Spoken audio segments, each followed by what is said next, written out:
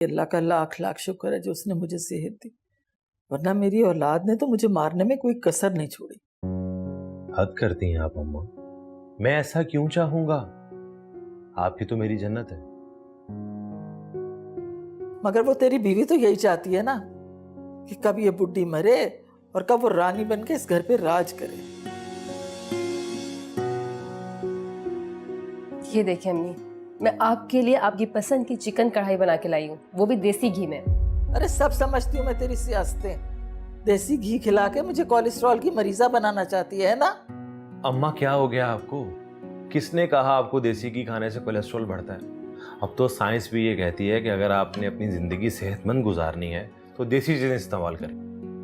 अरे तुम्हारी साइंस के तो क्या ही कहने, मनहूस मारी कभी कुछ कहती है कभी कुछ कहती है। खैर रख दे यहाँ पे, खा लूंगी जहर मार कर लूंगी, भूखा रहने से तो अच्छा ही है। मैं आपको खुद खिलाती हूँ अम्मी जान। अरे बस बस रहने दो।